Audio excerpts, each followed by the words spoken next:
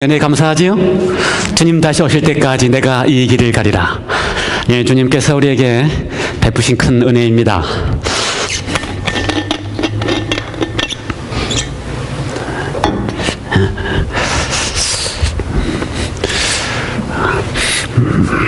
어, 11월 첫 안식일인데요. 모든 성도들이 다 갔으면 좋겠습니다. 다른 것 때문이 아니고 우리가 이 찬미를 통해서 스스로 결심하고 또 은혜를 받고 주님 오실 때까지 이 길을 가겠다고 하는 그러한 마음으로 함께 참여했으면 좋겠습니다.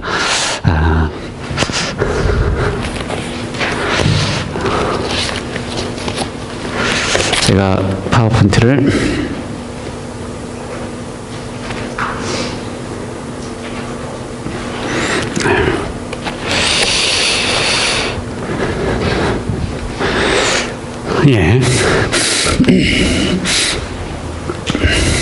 우리가 지금 계속해서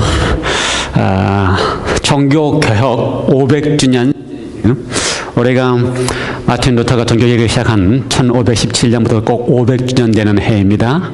해마다 이때쯤 되면 종교개혁에 대한 이야기를 하지만 특별히 이제 500주년 기념으로 하는 시리즈를 함께 진행하고 있습니다. 이번에는 네 번째 솔라 피데, 오직 믿음이라고 하는 제목입니다. 잘 보이죠? 안 꺼도 되지요? 예, 안 꺼는 게 좋겠어요. 왜냐면 이 카메라가 이렇게 좀 껌껌하게 나오더라고요. 그래서 글씨 지장 없으면 유튜브에 상당히 어둡게, 그렇지 않아도 얼굴 시커먼 사람 어둡게 나오면 전 세계적으로 가는데 잘 보여야 하죠. 예. 네 번째 시간입니다. 그래서 다섯 가지 솔라, 다섯 솔라에 대한 이야기를 했습니다. 솔라 스크립투라, 솔라 그레티아. 오늘은 솔라 피데라고 하는 제목인데요. 왜 여기 우리가 잘 모르는, 영어 같지도 않고 잘 모르는 단어를 거기 써놨습니까? 무슨 어입니까? 무슨 어예요? 라틴어입니다. 라틴어. 이것이 그 당시에 그리스도인들이 사용하는 언어입니다. 그래서, 아니요, 죄송합니다. 사용하는 언어는 아니고요. 그 당시에 성경을 가지고 있는 성경이 라틴어 성경만 가지고 있고요. 그 다음에 공식적인 예배가, 미사가 라틴어로만 하게 되어 있는 언어입니다. 그래서 라틴어를 사용하는데요. 왜 라틴어인가? 그 로마가 그렇죠. 로마가 통치하고 있을 당시에 공식 언어가 라틴어였습니다. 라틴어. 그래서 라틴어 문자를 사용하고요. 라틴어로 관한 모든 것들을 사용하기 때문에 공식 언어가 라틴어였고요. 그 로마가 계속해서 교회까지도 유지되어 오고 있었기 때문에 교회에서 답을 사용한다고요. 라틴어. 그래서 미사를 드릴 때에 라틴어로 미사를 드려야지만 하나님이 받으신다라고 생각을 했습니다. 라틴어로 미사를 드려야지만 하나님이 받으신다. 이 생각이 바뀐 거는 얼마 안 됐습니다. 1950년 들어와서 겨우 바뀌었어요. 그 전까지는 한국에서도 라틴어로 미사를, 그런 기억 나십니까? 라틴어로만 예배를, 미사를 드렸습니다. 예, 그래서 지난주에 솔라 그레티아, 오직 은혜라고 하는 이야기를 드렸습니다. 제가 꽤 긴 시간에 걸쳐서 오직 은혜라고 하는 말씀을 드렸는데 잘 이해가 되셨을지 모르겠어요. 그래서 오늘 제가 간단하게 5분 안에 다시 좀 정리를 좀 하겠습니다. 오직 은혜라고 하는 이야기들. 은혜라고 하는 말이 무슨 말입니까? 은혜. 은혜라고 하는 이야기가, 은혜라고 하는 말을 잘 이해가 돼야지만 오직 은혜라고 하는 말이 이해가 되고 우리 것이 됩니다. 은혜라고 하는 말이 무슨 말이라고요? 자격이 없는 사람한테 거저를. 예, 거기 가장 중요한 게, 거저 주시는 것보다 더 중요한 게 뭐예요? 받을 자격이 없을 때에 주는 것이 은혜입니다. 받을 자격이 있는 순간에는 그건 은혜가 아니에요. 그건 뭐예요? 내가 잘 했기 때문에 받는 값입니다. 대가입니다. 그렇죠? 그런데 은혜라는 말을 쓸 때는 받을 자격이 전혀, 받을 가치가 전혀 없는 사람에게 그 사람을 향하여 부어주시는 것이 뭐라고요? 그때서 비로소 은혜입니다. 그래서 오직 은혜라는 말을 쓸 때는 가장 중요한 게 뭡니까? 그 은혜를 받는 내가 뭐다? 전혀 그 받을 자격이 없다. 받을 만한 자격이 아무것도 없다. 이게 성경의 가르침입니다. 그게 예수님의 제자들의 경험이에요. 어떻게 전개했습니까? 예수님의 제자 가운데 받을 만한 자격이 있어서 그리스도인이 된 사람이 있어요? 예, 사울. 얼마나 하나님을 핍박한 사람이 하나님을 전도하는 사람이 될 수도 있었던 비결이 뭐예요? 그게 받을 가치가 없었던 그 사울에게 했던 하나님의 은혜 때문에. 베드로도 마찬가지지요. 베드로도 자격이 있어요? 예, 모른다고 부인하고 저주하고 떠났던 베드로가 다시 베드로 될 수 있었던 것이 뭐 때문에 그렇다고요? 가치 없는 그를 향한 하나님의 은혜 때문에 그렇다. 제가 오늘 우리 성도들 이야기를 다 했습니다. 우리 성도들 가운데서 나는 이제 그리스도의 될 만한 자격이 있어 여기 앉아있다고 하는 사람은 아무도 없어요. 그렇죠? 받을 가치가 없는데 하나님이 은혜를 주셔서 여기 있게 하셨기 때문에 은혜입니다. 이것이 오직 은혜입니다. 그런데 사람들은 이 오직 은혜에 대해서 이렇게 쉬운 너무 쉽기 때문에 이게 뭔가 좀 이렇게만 하고 있으면 불안해요. 사람의 심리가 불안해요. 그래서 오랜 세월 동안 하나님의 은혜가 있긴 있지만 그 은혜에 대하여 어떻게 된다? 내가 무언가를 해야지만 내가 하나님께 받은 바 된다고 한 생각을 그리스도인들 생각 속에 오랜 세월 동안 하고 있었습니다. 그것이 어느 시대입니까? 종교 암흑 시대. 너무나 오랜 세월 동안 하고 있었기 때문에 그 생각을 개혁을 한 지금도 우리 속에도 그저 은혜로 받을 가치가 없는 나에게 은혜로 구원을 주신다고 하면 마음 한구석에 좀 어때요? 좀 불안해요. 그래도 내가 뭔가 할 것이 있어야 되지. 내가 뭔가를 해야 되지.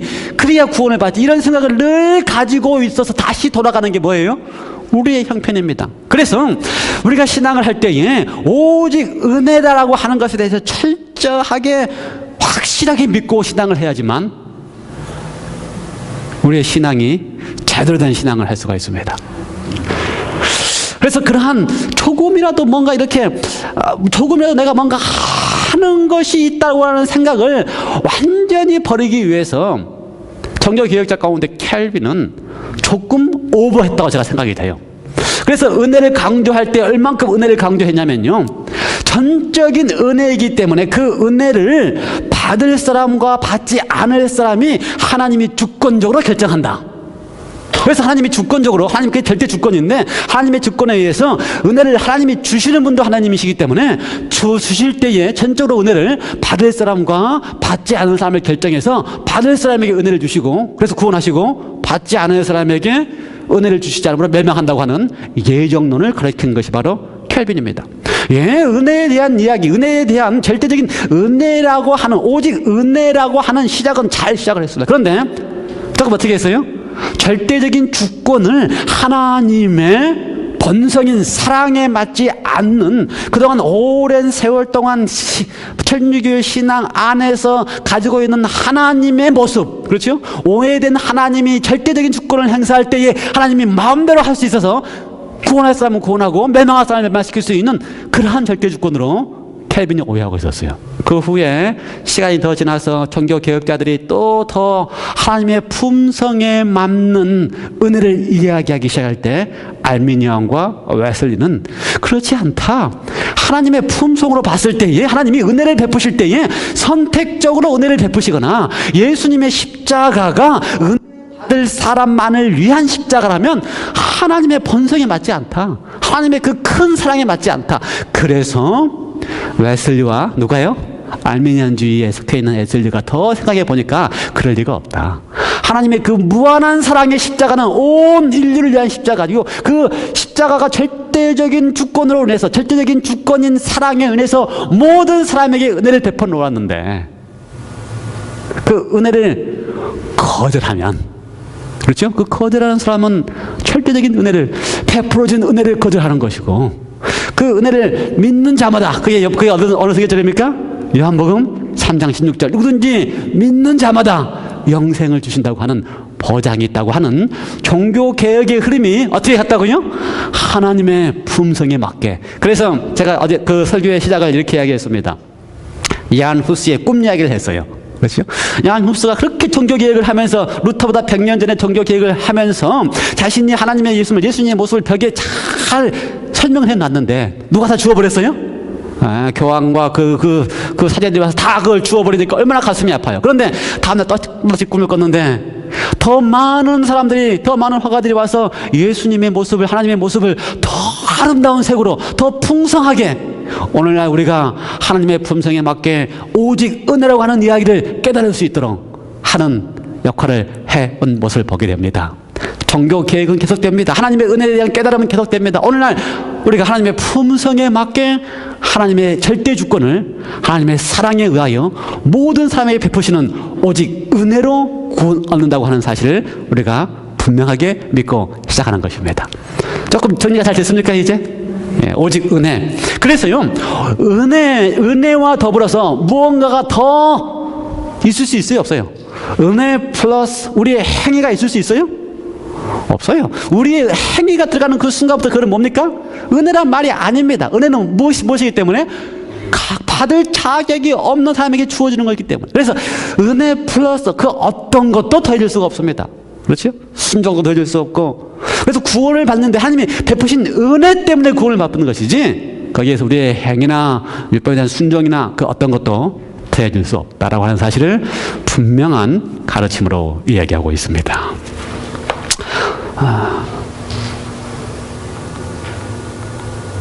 오늘은 오직 믿음이라고 하는 이야기를 하려고 합니다. 믿음, 오직 믿음. 오직 믿음으로 구원을 얻습니까? 대답 잘 안 하시네. 네, 오직 믿음으로 구원을 얻습니까? 맞아요. 네, 분명해요. 네. 이러한 이 오직 믿음으로 구원을 얻는다고 하는 사실이 분명해야지만 드디어 우리는 신앙을 시작하는 것입니다. 그렇죠. 우리가 신앙을 10년 했든 20년 했든 30년 했든 오직 믿음으로 구원 얻는다고 하는 사실이 뼈저리게 전율하는 마음으로 우리 속에서 느껴지기 시작할 때 우리는 드디어 뭐 하는 거예요? 그리스도인이 된 겁니다. 오케이. 너무 결론은 빨리 믿으면 안 되니까. 제가 결론을 미리 믿어버리면 안 되죠. 믿음이란 무엇인가? 믿음이란 하나님이 베푸시는 구원의 은혜를 받는 유일한 수단이다. 구원의 은혜를 베푸는 것을 받는 수단이다. 조건이 아닙니다. 믿음이 있어야 구원하는 게 아니고 그 뭐라고요? 받는 그릇에 불과한 수단이다. 오직 믿음을 통하여 받을 뿐이 다른 어떤 것도 요구되지 않는다. 구원이라는 건 어떻게 받는다고요? 오직 믿음을 통하여 받는 것이지 다른 어떤 것도, 구원이란 오직 믿음을 통하여 받는 것이지 다른 어떤 것도 요구하지 않는다. 그렇죠? 성경의 가르침은 구원이란 믿음을 통하여 받는 것이지 다른 어떤 것도 요구하지 않는다. 제가 3번이나 반복했습니다. 오직 믿음으로 하나님으로부터 의롭다함을 받는다. 오직 믿음으로 하나님으로부터 의롭다함을 받는다. 예, 이것이 예수님께서 초기에 교회를 형성하실 때 예수님과 제자들의 가르침이요 확신입니다. 12일 동안 혈루병을 앓았던 여인이, 그렇죠? 12일 동안 혈루병을 앓았던 여인이 방법이 없습니다. 병을 나을 방법이 없어요. 무슨 의사들을 다 동원해 보고 자기가 가지고 있던 재산을 다 탕진해 봤지만 자신의 병이 낫지 않습니다. 그런데 예수에 대한 소문을 듣고 예수님께 나아갔습니다. 그리고 예수님께 가서 내가 옷자락만 만져도 나음을 얻겠다. 그때 예수님께서 마태복음 9장 22절에 예수께서 돌이켜 그를 보시며 가라사대 따라 안심하라. 내 믿음이 너를 구원하였다 하시니 여자가 어떻게 됐어요? 그 시로 즉시 구원을 받으니라. 신약 성경에 있어서 구원이라고 하는 표현 여러 방법으로 등장합니다. 예를 들어서 예수님과의 경험에 있어서는 많은 환자들이 그 병에서 놓여나는 것을 구원이라고 하는 개념으로 사용을 했고요. 즉시로 그 병에서 놓여나는 경험. 그걸 또 더불어서 구원을, 진짜 우리가 죄로부터 구원받는 경험을 같은 경험으로 이해를 하고 있습니다. 소경 바디메오도 마찬가지예요. 그렇죠. 소경 바디메오가 길가에 앉아서 구걸하고 있는데 여리고성 앞에서 사람들이 지나가는 이야기가 이렇게 많이 들리는데 사람들이 물었어요. 왜 이렇게 사람들이 많이 지나가냐? 그랬더니 뭐라 그래요? 예수가 거기 지나간다. 그 이야기를 듣던 바디메오가 그 자리에서 일어나서 소리를 지릅니다. 다윗의 자손 예수여 나를 불쌍히 여기소서. 거지가 소리를 질러요. 사람들이 말립니다. 왜 말려요? 너 주제에 잠잠하라. 제자들도 말립니다. 그래도 그는 포기하지 않고 일어나서 소리를 지릅니다. 그때 예수님이 그를 부르셔요. 그래서 사람들이 예수가 너를 부른다는 이야기를 들으니까 즉시 일어나서 겉옷을 버리고 예수님께 달려갔습니다. 소경이 어떻게 달려갔는지 모르겠어요. 넘어지면서 갔을 거 있고 제대로 방향으로 갔을지도 모르겠어요. 그러나 예수님께 달려갑니다. 예수께서 이르시되 가라, 내 믿음이 너를 구원하였으니 구원하였느니라 하시니 저가, 그래서 똑같이 무슨 표현이 있어요? 곧 즉시 구원을 얻었다라고 표현되어 있습니다. 예수님께서 그 사람의 믿음을 보시고 구원을 하실 때는 거기엔 다 무슨 표현이 되어 있다고요? 그 시로 곧 즉시라고 하는 표현이 들어 있습니다. 우리가 예수님께서 우리에게 베푸셨다고 하는 복음을 뼈저리게 느끼는 그 순간, 뼈저리게 느끼고 그 예수님의 베푸신 그 놀라우신 은혜가 내 것이 되겠다고 받아들이는 그 순간, 구원은 즉시 그 시로 여러분에게 임합니다. 이것이 놀라운 복음입니다.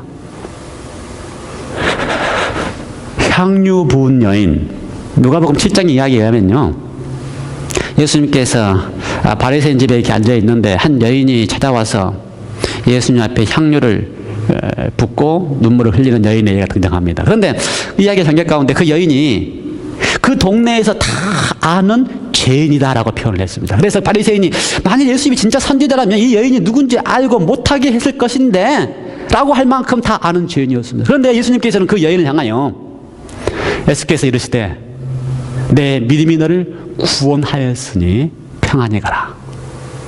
죄로부터서 완전히 구원하셨습니다. 그리고 평안히 가도록 분부하셨습니다.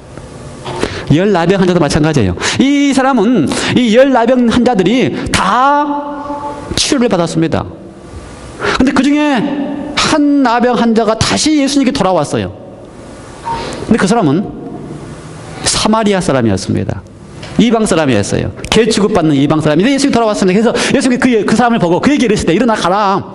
내 믿음이 너를 구원하였느니라. 다 문둥병자가 치료를 받았지만 내 믿음이 너를 구원하였다라고 하는 구원의 확신을 받은 사람은 사마리아에서 온 문둥병자였습니다. 예수님의 가르침은 분명합니다. 믿음이 너를 구원하였다. 네, 믿음이 너를 구원하였다. 믿음이 너를 구원하였다. 그 시로 즉시. 그래서 예수님의 제자들도 바울 선생님도 마찬가지로 똑같은 이야기를 했습니다. 루스드레에서 안진뱅이가 앉아있는데 바울이 그 안진뱅이를 가만히 보니까 바울이 하는 이야기를 쭉 설교를 듣고 이야기를 듣고 있는 그 안진뱅이를 보니까 그 마음속에 믿음이 있는 걸 본 거예요. 그래서 바울이 말하는 것을 듣고는 바울이 주목하여 그에게 구원받을 만한 믿음이 있는 것을 보고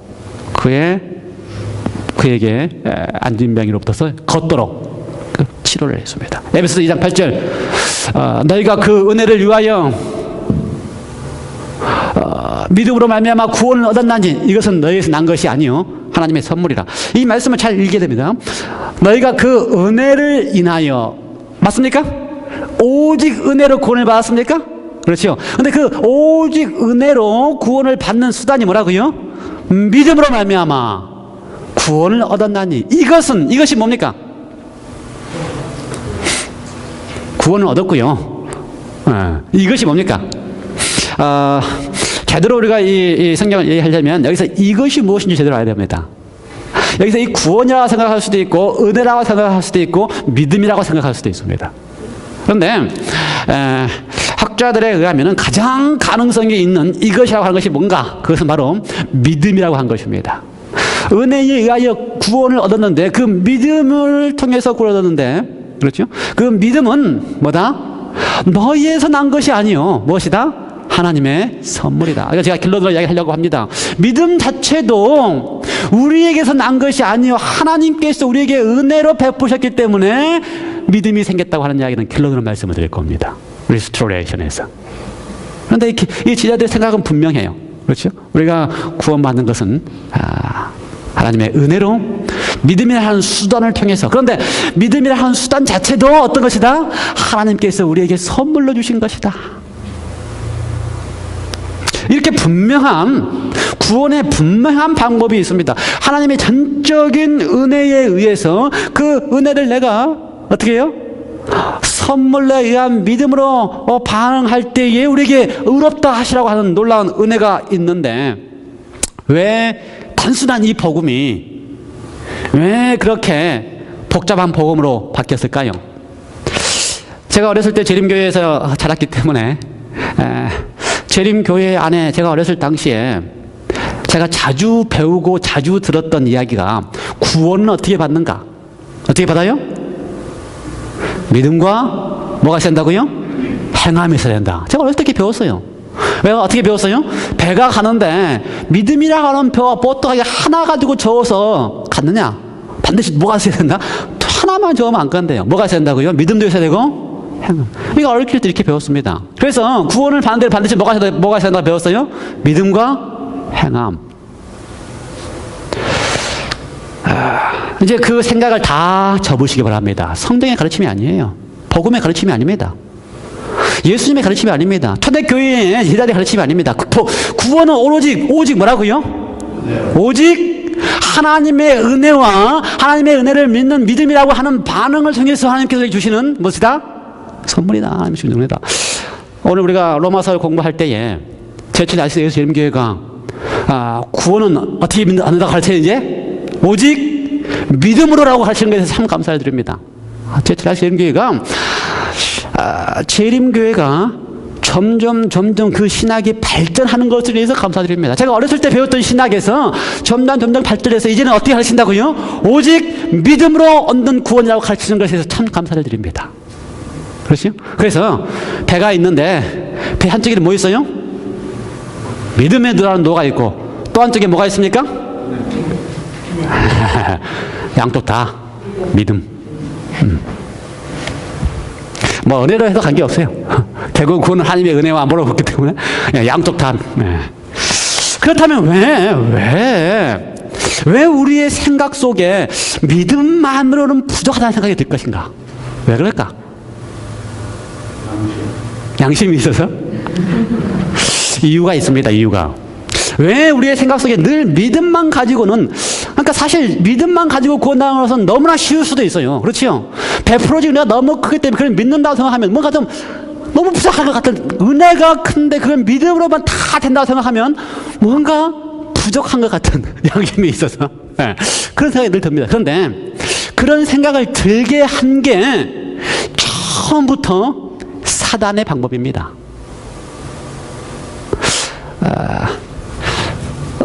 디포메이션을 사실은 우리가 로마 교황이 정리했던 1260년으로 가는 종교 암흑 시대가 디포메이션이라고 이야기하지만, 이 디포메이션은 시작부터 사단이 된 시작부터 존재한 게 디포메이션입니다.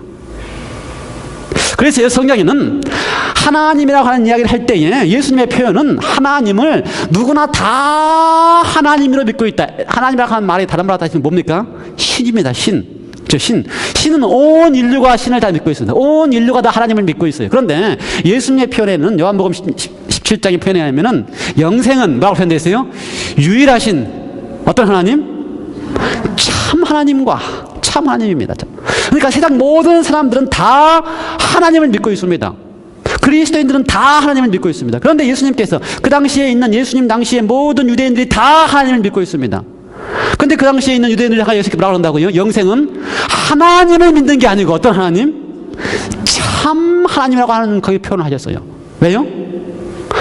왜냐하면 사람들이 하나님을 믿는데 어떤 하나님을 믿기 때문에 잘못 알고 있는 사단이 만들어 놓은 하나님을 믿고 있기 때문에, 그 사단이 만들어 놓은 하나님을 믿는 것 가지고는 영생이 안 되기 때문에, 그래서 진짜 참 하나님과 사단이 만들어 놓은 하나님의 차이가 뭔지는 시작부터서, 사단이 된 시작부터서 오랜 세월이 거치는 지금까지 하나도 변하지 않고 똑같습니다. 예를 들어 보면요, 참 하나님이든 사단이 만든 신 하나님이든 간에 다 강조하는 게 뭡니까? 사랑입니다. 모든 그리스도인이 다 강조하는 게 뭡니까? 사랑입니다. 어느 교회를 가든지 다 가르치는 게 뭡니까? 사랑입니다. 사단에 의해서 사단도 사랑을 가르쳐요. 근데 사단이 생각하는 사랑하고 참 하나님이 생각하는 사랑하고 달라요. 참 하나님은 사랑을 어떻게 합니까? 이타적으로 합니다. 이타적인 사랑이 뭐예요? 자기보다 남을 더 낫게 여기고. 그게 고린도 13장에 이야기한 이야기입니다. 사랑이 무엇이다? 사랑은 무엇이다? 자기보다 남을 낫게 여기는 것. 그게 하나님의 사랑입니다. 그런데 사단이 이야기하는 다른 모든 신들은 어떻게 사랑을 해요? 자기 중심으로 이기적으로 사랑을 합니다. 예를 들어서요, 로마 당시의 신들 많이 존재합니다. 그렇죠? 그러니까 기독교의 신 말고 로마 당시의 신들, 주피터부터 시작해서 많은 신들이 있잖아요. 그렇죠? 가장 높은 신, 그 모든 신들을 보세요. 어떻게 사랑을 하는지. 그 모든 신들은 다 어떻게 사랑을 해요? 다 이기적으로 사랑을 합니다. 신 중심으로 사랑을 해요. 세상이 다 신 중심으로 사랑하게 되어 있어요. 그런데 참 하나님만 신 중심으로 사랑하지 않고 그 신이 어떻게 한다고요? 신이 인간 중심으로 이타적으로 사랑을 한다는 것입니다. 이게 구분이 안 되면 하나님을 믿는 사람들까지도 기독교 안에서도 하나님이 이기적인 사랑을 하고 있는지 알아요. 그 다음에 하나님, 진짜 하나님 어떻게 사랑합니까? 무조건적으로 사랑합니다. 조건이 없어요. 그 사람의 조건이 없이도 사랑을 한다 이 말입니다. 그게 은혜예요. 그렇죠? 그 사람이 조건이 있이 사랑하면 그건 은혜가 아닙니다. 왜요? 그 사람의 조건이 맞기 때문에 사랑을 하면 그때부터 은혜가 아니에요. 하나님이 왜 은혜라고 이야기한다고요? 하나님은 무조건적으로 그 사람의 은혜를 받을 만한 가치가 없어도 그 가치와 관계없이 무조건적으로 사랑하기 때문에 참 하나님이에요. 그런데 참 하나님 말고 다른 하나님은 어떻게 사랑을 해요? 조건적으로 사랑을 해요. 조건적으로 사랑을 한다라고 믿는 그 순간 그 하나님 어떤 하나님이에요? 네, 참 하나님이 아닙니다. 많은 그리스도인들이 그렇게 생각합니다. 하나님 어떻게 사랑한다? 하나님 앞에 순종을 잘하면 더 많이 사랑하고, 그렇죠? 하나님의 율법을 잘 지키면 어떻게 하고요? 더 사랑하고요. 이렇게 생각하는 그 순간부터 그 뭐라고요? 그 하나님은 참 하나님이 아니고 조건적으로 생각하는 하나님이다 이 말입니다. 이것이 발달되면 그 조건을 충족하기 위해서 내가 뭘 해야 된다라고 하는 생각을 갖기 시작해요. 그러니까 내가 믿고 있는 하나님이 조건적인 사랑을 하는 하나님이면 내가 뭔가를 해야 돼요. 안 하고는 안 돼요. 왜요? 내가 그 하나님께서 원하시는 조건이 충족되기 위해서 뭔가를 해야지만 하나님이 구원하시기 때문에. 그래서 모든 그리스도인들로 하여금 하나님이 사랑인 사랑인데 어떤 하나님이다? 조건적으로 사랑하는 하나님이다라고 생각을 가르치기 시작하면 오직 은혜나 오직 믿음이 아니고 믿음 플러스 뭐가 된다고요? 행함이 돼야 됩니다. 내가 그 조건을 만족해야 되기 때문에, 이루어야 되기 때문에. 이해가 되세요? 그래서 이러한 생각을 언제부터 했다고요, 사단이? 시작부터 하나님에 대한 오해한 사랑, 이렇게 하나님은 사랑한다라고 생각하는 그 순간부터 뭐가 됐다고요? 이런 식의 하나님을 만들어내는 것입니다. 그래서 하나님은 왜 창조했어요? 성경 똑같은 하나님의 창조에 대한 성경절을 읽으면서 두 무리의 그리스도인이 있습니다.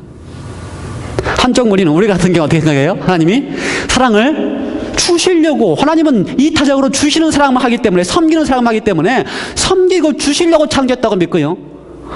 똑같은 그리스도인네 하나님의 사랑이 어떤 사랑을 믿고 있으면 우리로부터 사랑을 받으려고 하나님이 창조했다고 믿어요. 우리로부터 영광을 받으려고 창조했다고 믿어요. 전혀 다른 참 하나님과 어떤 하나님이 있을 수 있어요? 사단이 만들어 놓은 하나님이 있을 수 있어요. 그런데 사랑을 받으려고 하는 하나님은 우리가 그리스도인이 믿는 사랑을 받으려고 하는 하나님뿐만 아니라 세상에 있는 모든 다른 신들은 다 어떤 신이에요? 사랑을 사람들로부터 섬김을 받고 사랑을 받으려고 하는 신입니다. 그러므로 사단이 만들어 놓은 신은 심지어 모든 이방의 신들은 말할 것 없고 사단이 만드는 뭔가는요, 내가 믿는 하나님이 다른 이방인의 신들과 다름이 없으면 그건 어떤 신이라고요? 사단이 만드는 신입니다. 잘못 믿고 있는 신이에요. 이사야의 표현에 의하면 뭐라고요? 나 같은 신이 나는 다르다라고 해야 됩니다. 그래서 이방 신들하고 하나님이 달라서 하나님은 사랑을 받기 위해서가 아니고 사랑을 주기 위해서 창조하시고 지금 사랑을 준다라고 해야지, 하나님이 나의 영광을 위해서 내가 받기 위해서 이렇게 하나님을 믿기 시작하면 다른 모든 신들도 다른 모든 이방 신들도 다 그렇게 해요. 그러면 차이가 없다. 이해가 되세요? 우리는 하도 이야기를 많이 했기 때문에 이해가 금방 잘 될 텐데 제가 또 반복하는 이유는 전 세계 유튜브 시청자들을 위해서. 세 번째, 생명과 생명인데, 참 하나님에게서만 생명이 오게 되어 있습니다. 생명은 하나님의 사랑이라고 하는 이것에 의해서만 사랑이 부어질 때 생명이 오게 되어 있습니다. 그래서 하나님께서 창조하신 다음에 아담과 하와에게 내가 너에게 생명을 줄 수 있는 유일한 존재라는 사실을 알리셨습니다. 그런 아담과 하와에게 뭐가 있어요? 선택할 수 있는 자유를 줬어요. 왜? 사랑이기 때문에. 강제로 사랑하지 않고 선택할 수 있는 자유. 그래서 선택해서 내가 주는 생명을 거절할 수 있는 자유가 있습니다. 거절할 수 있는 자유가 뭐예요? 이걸 먹고 죽을 수 있다. 그러니 선택의 자유를 준 다음에 아담과 하와가 어떻게 돼요? 제발 죽지 말고 나에게서 오는 생명을 받으라고 계속 호소하시고 계속 은혜를 베푸셔야 됩니다. 그래도 아담과 하와는 어떨 수 있어요? 거절해서 선택해서 생명으로 하나님께 오는 생명을 거절하지 않고 죽기로 선택한 게 뭐예요? 선악을 알게 하는 열매를 따먹음으로써 죽기로 선택해서 죽은 거예요. 하나님이 죽은 게 아니고 자기가 죽기로 선택했다 이 말입니다. 아시겠어요? 하나님이 너희가 먹는다는 정령 죽이리라가 아니고 너희가 그걸 먹기로 선택하면 죽기 때문에 먹지 말라고 호소한 것을 누가 했다고요? 아담이? 하와가 먹고서 죽기로 스스로 선택했다 이 말입니다. 이게 참 하나님의 가슴 아픔이에요. 제발 죽지 말라 그랬는데 죽기로 선택한 아들과 딸을 보는 사랑에서 오는 가슴 아픔입니다. 근데 거짓 하나님 어떻게 해요? 그렇게 안 해요. 거짓 하나님은 그 가슴 아픔이 없어요. 어떻게 얘기하면 돼요? 너는 죽지 않아. 사단이 그렇지요. 뱀이 뭐라 그랬어요? 결코 죽지 않는다. 죽지 않아. 가슴 아픔이 없지요. 거짓 하나님은 너 죽지 않아. 너에게 생명이 있어. 너에게 스스로 생명이 있어. 너에게 혼이라고 하는 생명이 있어서 죽어도 죽지 않고 혼이 살아있어. 이렇게 가르치면요 하나님이 진짜 참 하나님의 가슴 아픔이 없어요. 그리고 어떻게 가르쳐요? 너도 하나님처럼 될 수 있어. 너가 스스로 하나님이 되는 거야. 너가 스스로 구원할 수 있어. 그래서 죄인이 된다 할지라도 하나님과 관계없이 스스로 살아갈 수 있고 스스로 하나님이 될 수 있고 스스로 구원할 수 있다. 거짓인 같아요? 이게 사단의 가르침입니다. 그런데 이 스스로 구원할 수 있다는 생각을 우리도 하면 뭐예요? 믿음과 행함. 이러면 무슨 생각이에요? 스스로 구원할 수 있어. 그래 믿긴 믿어요. 근데 행함도 있어야지라고 생각하는 순간은 뭐예요? 스스로 구원할 수 있어. 누구를 믿고 있는 겁니까? 잘못된 사단이 가르치는 하나님을 믿고 있는 겁니다. 이해가 되세요? 네. 그렇기 때문에 선택의 자유를 주어서 죽기로 선택을 해버리는 겁니다. 그 다시 아담과 하와 그 아들이 하나님이 얼마나 가슴 아파요. 죽기로 선택을 해버리는 거예요. 이 가슴 아픔, 가슴 찢어지는 하나님이 죽기를 선택한 아들에게 어떻게 그걸 해결할 수 있는가? 사랑의 하나님 어떻게 해결해요? 하나님이 내가 해결하겠다는 것입니다. 너가 하는 게 아니고 내가 책임지고 내가 해결하니까 내가 십자가에서 대신 죽겠다. 이게 하나님이 책임지십니다. 이해가 되십니까? 거짓 하나님 어떻게 합니까? 그럴 때 너에게 생명이 있고 너가 스스로 하나님 될 수 있으니까 어떻게 해라? 너가 스스로 책임져라. 너가 스스로 책임져라. 그래서요 이 사단의 스스로 책임진다라고 하는 이야기를 들었던 이야기가 성경에 계속 나옵니다. 가인과 아벨은 누가 책임진다고 믿은 거예요? 양을 잡아서 양이 대표하는 예수님이 나를 위해서 모든 것을 다 해서 죽기 때문에 하나님이 책임진다고 믿었고 가인은 자기가 애를 써서 사실은 가인이 더 고생했어요. 그렇죠? 자기가 애를 써서 곡식을 거둬서 이 곡식으로 자기가 한 모든 것, 자기가 할 수 있는 모든 것을 하나님이 드리면 하나님 어떻게 한다? 받으신다. 뭐가 들어간 겁니까? 자신의 구원을 자신이 이루고자 하는 행위가 들어간 거예요. 그러니까 사단이 하는 오해 속에 들어가면 믿음과 행함이 나오게 되어 있습니다. 이해가 되세요? 그래서 참 종교는 오로지 하나님께서 나에게 모든 것을 이루시고 하나님이 다 책임지시고 하나님의 은혜를 다 베푸시고 하나님이 나에게 믿도록 하는 선물까지 믿음도 주셔서 나로 하여금 믿도록 이끄셔서 내가 그 은혜의 감격에서 눈물 흘리며 믿어지면 어떻게 하는 거예요? 우리를 구원하시는 것이고, 거짓 종교는 어떻게 한다고요? 믿음도 있고 내가 열심히 행하는 것도 있어서 내가 그 열심히 행하면 하나님이 그 나의 믿음을 보시고 내가 열심히 행하는 것이 늘 구원하신다고 믿는 순간부터 그 뭐라고 해요? 다 사단이 가르치는 이장 정기. 사단이 가르치는 게 아니고 교회가 가르치는, 잘못된 하나님을 가르치는 교회가 가르치는. 사실 재림교회도 그랬어요. 고백합니다. 재림교회도 이렇게 했습니다. 안식교도 이렇게 했어요. 지금도 이렇게 할 수 있어요. 안식교회가. 어딜 잘 모르면 참 하나님의 의미를 자신이 잘 이해하지 못하면. 근데 이 생각을 교회 안에 뼈저리게 가지고 들어온 게 어디라고요, 이제? 가인도 그랬을 뿐만 아니라, 그렇죠? 이스라엘 백성들도 다 그랬을 뿐만 아니라, 기독교의 1, 2세기, 3세기에 진짜 교회를 세우기 시작한 이후부터서 로마 천주 교회가 시작하는 그 무수한 천년생 세월 동안 이 생각을 교회 안에 하나님이 이런 분이시라는 사실을 뼈저리게 뼛속까지 심어놓은 게 교회입니다. 하나님이 이런 분이시다. 하나님이 다르다는 생각을 안 하고요. 하나님 어떤 분이시다? 하나님의 이방신이나 똑같이 하나님이 로마가 가지고 있었던 로마의 신화 똑같이 로마 캐서릭 교회 1200년 동안 하나님의 교회가 가지고 있는 하나님의 똑같이 이렇다고 믿고 있기 때문에 뭐가 생긴다고요? 믿음만으로 되는 게 아니고 거기에 뭐가 있어야 된다? 행함이 있어야 된다. 왜요? 구원은 스스로 이루어야 되기 때문에. 그래서 가톨릭 얘기하지 맙시다. 우리 모든 그리스도인들의 생각입니다. 우리 안식교도 마찬가지 했고요.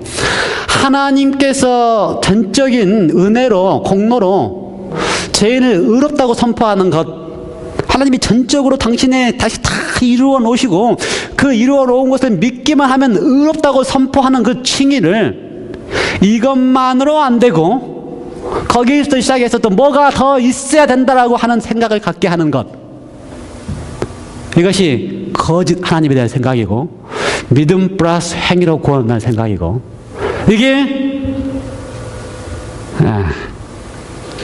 저 속에서도 저에게도 있는 생각이고 우리 속에 다, 왜요? 그렇게 늘 우리의 사고는 아까 우리 박사님 말씀하신 것처럼 양심이 있어가지고 우리의 사고는 금방 그렇게 돌아가게 되어 있습니다. 금방, 아무리 제가 오늘 이렇게 설명해도 우리의 사고는 금방 어디로 돌아가게 되어 있다고요? 양심이 있어가지고 내가 뭔가를 해야지 구원 어느 걸로 돌아가게 되어 있습니다.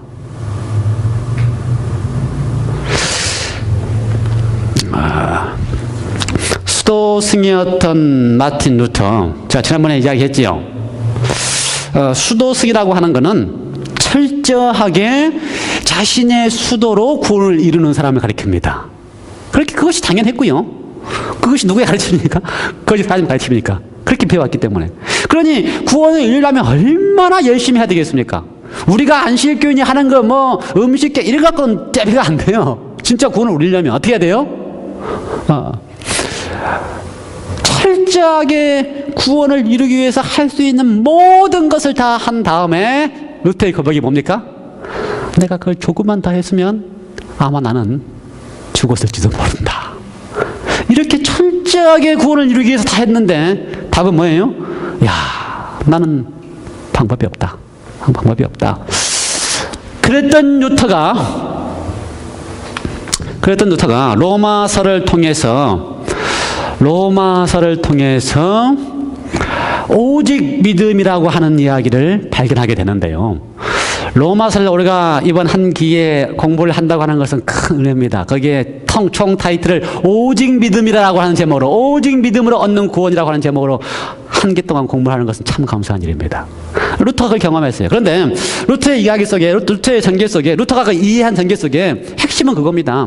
루터의 전개 속에 가만히 보니까, 자신의 삶을 보니까 자신이 이렇게 뼈저리게 구원을 위해서 애를 쓰면도 불구하고 내가 구원받았다고 하는 확신이 없는 그 절망을 느끼면서 자신이 뼈저리게 하나님 앞에 죄인이라는 사실을 발견하는 것입니다. 뼈저리게 하나님 앞에 죄인이라는 사실을 발견했어요. 뼈저리게 죄인이 되고 나니까 도저히 방법이 없어요. 방법이 없는데 로마서를 읽어봤더니 뭐라고 되어 있어요? 모든 사람이 죄를 범하였으며 모든 사람이 죄를 범하였어요. 하나님의 영광에 이르지 못하더니 그리스도 예수 안에 있는 속량으로 말미암아. 무엇 때문에? 나의 놀라운 행위나 애를 쓴 것 때문이 아니고 모든 사람이 죄인이었음에도 불구하고 그리스도 예수 안에 있는 속량, 대를 다 속하여 준 대속으로 말미암아 하나님의 은혜로 값없이 은혜는 값없이 의롭다 하시면 얻은 자 되었다라고 하는 이 놀라운 기별 때문에 루터가 어떻게 됐어요? 재밌는 표현에 의하면요,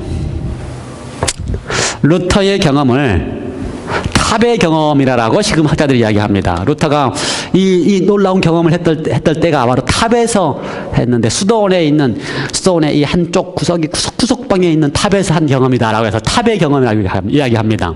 제가 어제 이렇게 설교를 이렇게 쭉 준비하면서 탑의 경험에 대한, 루터의 탑의 경험에 대한 이야기를 이렇게 쭉 찾았어요. 많이 찾았어요. 근데 이렇게 고백을 했습니다. 그 순간 나는 어떤 순간이요? 루터가 로마서를 통하여 내가 전적으로 하나님의 은혜로 인하여 그 믿음으로만 의롭다라고 하는 것을 깨달은 그 순간에 나는 천국으로 들어가는 듯한 새로운 느낌을 받았으며 성경 전체가 새롭게 보이기 시작했다. 그 전까지만 해도 하나님의 의라고 하는 단어를 읽을 때마다 두려워서 읽지 못했어요. 로마서에 나와 있는 하나님의 의라고 하는 얘기를 읽을 때마다 하나님이 왜 의로우신가? 악인들 심판하고 의인에게 어떻게 해요? 의인은 구원하시는 이러한 하나님이기 때문에 의롭다고 하는 이야기를 들을 때마다 악인이 심판받지 않기 위해 자기가 하는 모든 일을 하려고 하는 그 시도를 할 때마다 두려워서 하나님의 그 로마서를 못 읽었는데, 고민하고 갈등하면서 로마서를 읽으면서 그게 아니고 하나님의 의로운 이유는 그리스도 예수 안에 있는 성령으로 말미암아 하나님의 은혜로 값없이 의롭다 하신다는 이야기가 뼈저리게 느껴지는 순간 어떻게 했다고요? 나는 성경 전체가 새롭게 보이기 시작했다. 나는 성경을 처음부터 다시 읽었다. 전에는 하나님의 의라는 말을 굉장히 혐오하고 배척했으나 이제는 사랑을 가지고 그야말로 나를 위하여 존재하는 가장 달콤한 말씀이라는 것을 내가 발견했다. 바울이 말한 로마서의 말씀은 내게 천국으로 통하는 문이었다. 그게 루터가 전율하면서 깨달은, 그 즉시 깨달은 감동과 감격이었습니다. 우리에게 그러한 경험이 있는지 궁금합니다. 그리스도인으로 10년, 20년, 30년 돼도, 안식일교인으로 10년, 20년, 30년 돼도 이 전율하는 경험이 없으면 참 불행합니다. 참 불행해요. 어떤 학자 가운데 네덜란드 출신의 역사학자가 루터의 이 탑의 경험을 가지고 논문을 썼습니다. 제가 이렇게 이제 구글에서 보는데 이분의 탑의 경험에 대한 이야기는 이렇습니다. 네덜란드 학자. 이 탑이라고 하는 그 장소가 어디냐? 수도원에서 가장 깊숙한, 가장 허물진 곳, 그 탑, 거기가 어디냐? 루터가 성경을 연구하는 연구실인가? 근데 이분의 이 역사학자의, 네덜란드 출신 역사학자의 얘기는 그렇지 않다고 하는 것입니다. 이 수도원의 위치상 가장 흠이진 곳, 가장 애진 곳, 그 탑이라고 하는 곳은 변소다. 화장실도 아니고 변소다. 화장실과 변소의 차이가 이해가 되십니까? 화장실은 뭘 보고 화장실이라 그래요? 수제식으로 깨끗하게 집 안에 들어있는 게 화장실이고, 변소는 어디예요? 집 밖에 모든 오물과 더러움이 가득 차 있는 곳이 변소입니다. 그런데 이분의 학자에 의하면은 그 당시에 수도원에서, 그 대학의 수도원에서 가장 흠이지고 가장 작고 가장 허름한 곳은, 그 탑은 바로 뭐다? 변소다. 그래서 루터가 깨달은 것은 변소 신학을 깨달았다. 이 학자의 주장이 그겁니다. 저는 동의를 항상 해요, 동의를. 왜 그것이 변소신학인가? 여러분, 우리가 변소라는 말을 하도 어렸다고 안 써가지고, 화장실만 써가지고 변소라는 말이 잘 안 나오는데, 그 더럽고 추하고 정말 냄새나고 인간의 모든 치부가 다 들어있는 곳이 바로 변소인데, 그것이 바로 우리의 삶이다. 그 더럽고 추하고 인간의 더러움이 다 변소 같은 그 더러움이 다 들어있는 우리의 삶 속에서 오로지 예수 그리스도께서 나의 삶을 온전히 당신께서 구원하셨기 때문에 변소에서 어디로? 천국으로 옮기신 분이 예수 그리스도라는 사실을 믿는 순간 나는 전율할 수밖에 없다. 여러분 인생에 루터가 경험한 탑의 경험, 루터가 경험한 변소의 경험이 있기를 바랍니다. 네, 아멘.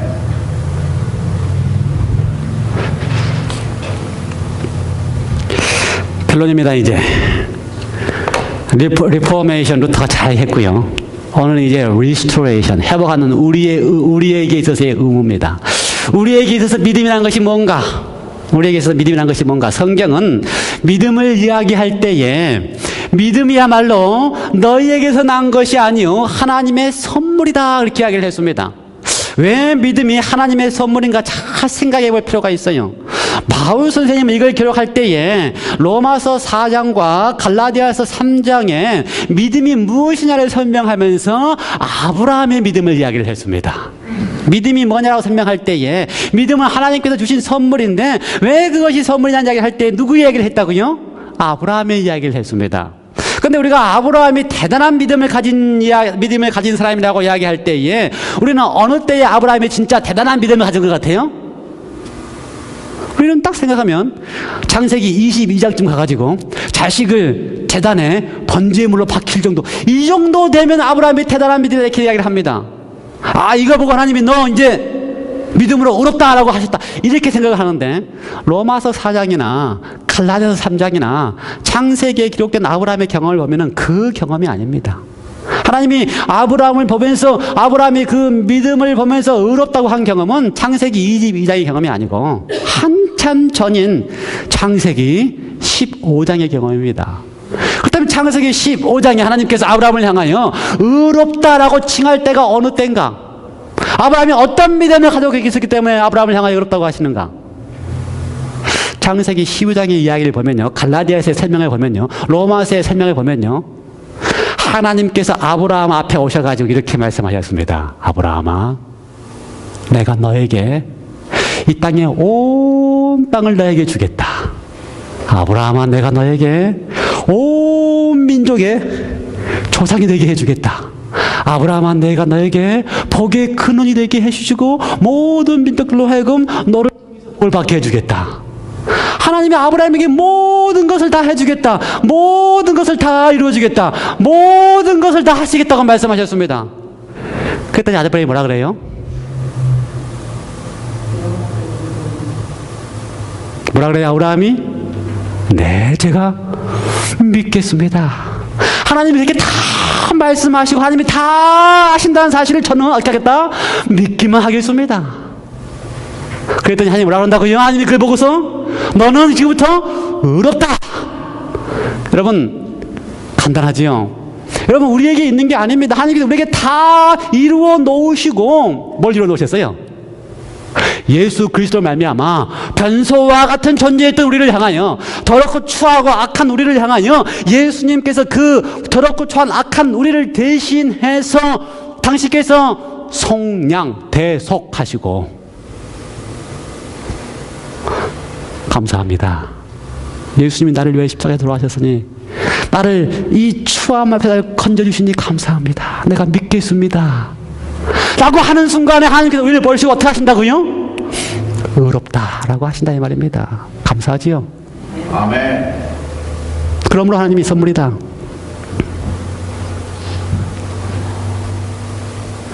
더 믿음에 대한 확실한 설명은 루터가 깨달은 로마서 1장 17절입니다. 로마서 1장 17절은 어디서 나온 이야기입니까? 루터가 그 이야기, 바울이 그걸 쓸 때는 하박국 2장 4절의 이야기입니다. 그렇다면 하박국이 의인은 믿음으로 말미암아 살리라, 의인은 그의 믿음으로 말미암아 살리라고 할 때 그 말이 무엇인지를 알려면 하박국의 상황을 잘 이해해야 됩니다. 하박국이요, 하나님 앞에 서가지고 하나님 앞에 뭐라 그럴까요? 원망을 하기 시작합니다. 하나님 보십시오. 세상이 이렇게 돌아가는 것을 보십시오. 어떻게 이렇게 세상이 돌아갈 수가 있습니까? 어떻게 이렇게 악인이 득세할 수 있고, 어떻게 이렇게 의인의 고통을 당할 수가 있고, 하나님이 살아계신다면 어떻게 이런 일이 이 세상에 있을 수가 있습니까? 누가 그렇게 이야기했다고요? 하나님 앞에? 하박국이. 그때 하나님께서 그 모든 돌아가는 상황을 다 아시는 하나님께서 의인들을 대표해서 하나님이 어떻게 세상이 돌아가면 이렇게 할 수 있습니까? 라고 하는 그 하박국을 향하여 하나님이 하신 말씀이 의인은 그의 믿음으로 말미암아 살리라 라고 이야기를 했습니다. 그의 믿음, 누구 믿음입니까? 그 의인의 믿음입니까? 누구 믿음입니까? 우리는 잘못 읽으면요, 그 믿는 사람, 그 믿는 의인이 잘 믿었기 때문에 그걸로 산다고 생각해요. 그래서 그 믿음이 대단한 믿음을 가지고 있기 때문에 산다고 생각해요. 성경의 가르침은 그게 아닙니다. 의인은 그의 믿음을 산다고 할 때 그 그의라고 하는 말을 히브리어 성경에는 그의라는 말이 없습니다. 히브리어 성경을 헬라어로 번역한 셉튜전트에도 그의라는 말이 없습니다. 의인은 믿음으로 말미암아 살리라. 그 이야기를 누가 하고 있어요? 하나님이 지금 하고 있는데 그 의인은 말씀하시는 하나님의 말씀하시는 그 하나님이 믿을 만한 분이라는 사실을 믿는 그것을 산다 이 말입니다. 내 믿음이 아니고 어떤 믿음이요? 믿을 만한 하나님 때문에 의인은 산다 이 말입니다. 여러분이 구원 얻는 것도 여러분의 믿음이 대단해서 구원 얻는 게 아니고, 여러분이 믿을 만한, 구원받을 만한 믿음이 있어서 구원하는 게 아니고, 하나님이 우리를 구원하시겠다고 하신 그 구원을 이루시는 믿을 만한 분이시기 때문에 그것 때문에 우리가 사는 것입니다. 믿음도 내 것이 아니에요. 믿을 만한 하나님의 것이 믿음이다 이 말입니다. 이해가 되세요? 아멘. 우리가 어떻게 이루어진다고요? 죄인이 어떻게 이루어질 수 있는가? 무엇을 믿는다고 하는 것이 뭔가? 죄인은 어쩔 수 없이 죄인이다라고 하는 순간 시작됩니다. 죄인은 어쩔 수 없이 죄인이다. 신앙생활 20년 해도 죄인이고요. 장로님 돼도 죄인이고요. 목사 돼도 죄인이고요. 죄인은 어쩔 수 없이 죄인입니다. 안식일 교인 돼도 죄인이고요.